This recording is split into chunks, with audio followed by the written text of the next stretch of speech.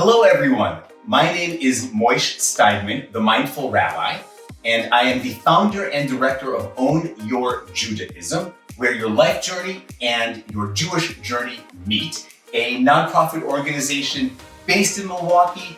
We also do a lot of online learning and in-person events in the greater New York area as well. And I am so thrilled and excited and honored to be here with Susan, who will introduce herself in just a moment. Susan is a dear friend. She is my go-to for anything and everything in mindfulness. You gave me one of the lines that I think I say more than just about anything else, which is when something's going up or you're feeling triggered or you're feeling stressed, name it to tame it. So that is a Susan wisdom. And now I'm so excited that we get to be colleagues as well, doing this course and project together. So thank you so much for your openness and willingness to partner with me. You're welcome, Moish. It's an honor to be here with you. My name is Susan Lubar. I'm the founder of Growing Minds, which is a nonprofit that works with students and teachers to improve self-regulation skills for both the teacher and the student to make the classroom calmer and more caring. And I'm really looking forward to being here with you today to see how we can create an intersection between the skills of mindfulness and the concepts of mindfulness and the Jewish faith, of which I am consider myself Jewish. Yes, thank you. And here's how it really started. Years ago was the first time, it was about 13 or 14 years ago, it was the first time I ever did anything that would be in the mindfulness world, at least purposefully or consciously. Hopefully, I was still living mindfully from time to time, but it was the first time I ever did a purposeful, mindful introduction and experience, and I loved it right away. I was shocked at the immediate impact and benefit and growth that it offered me just the first time that I really experienced the mindfulness class and workshop.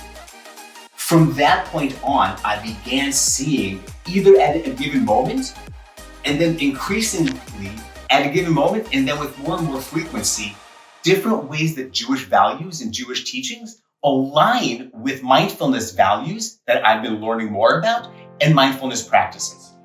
And so I wanted for a while to explore the intersection, as Susan was talking about, to explore the intersection between Judaism and mindfulness values and practices. I feel that I have the capacity and experience and expertise and wisdom to bring the Jewish teachings to this conversation, and I've been looking for a partner to bring the mindfulness teachings and experiences and wisdom to this conversation. I also want to give a thank you to the Bader Foundation for a very thoughtful and generous grant that they offered to help fund this wonderful project. And once again, I'm so excited that we get to do this together. You've been, like I said, my go-to person for anything and everything mindfulness, almost since we first met. And I appreciate all the help you've given me and my family. And as soon as this project was growing in my mind, and I thought it could become a reality, as you know, I called you right away. And I'm so grateful that you really kind of said, yes, I'd love to do it, and then asked for the details. So thank you again. Well, and thanks again to the Bader Philanthropies, who truly is they're outstanding. Every person that works there, and they really value well-being in every category of gift that they give. So I'm looking forward to this conversation today, Moish. Thank you. Me too.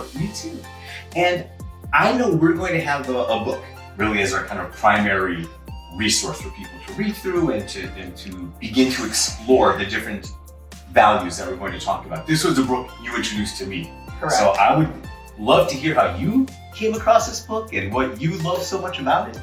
So this is a book called Creating a Life of Integrity.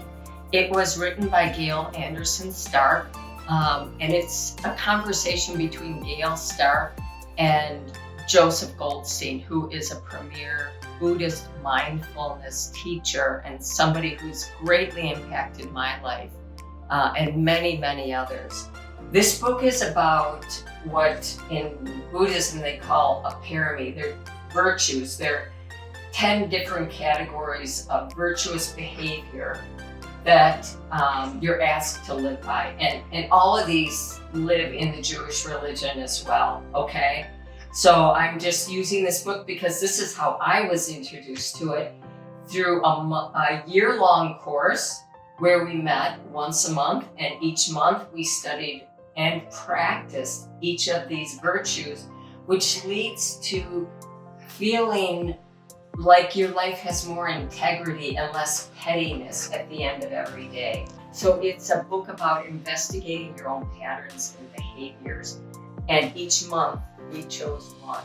And we're gonna start with 3 in our class. The first one being generosity, and talk a little about that and understand what a practice would look like for that and how it ties into the Jewish religion.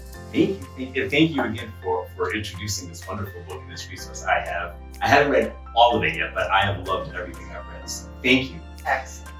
As Susan mentioned, we are going to model the course that we are offering after the experience of the wonderful year-long course that Susan took.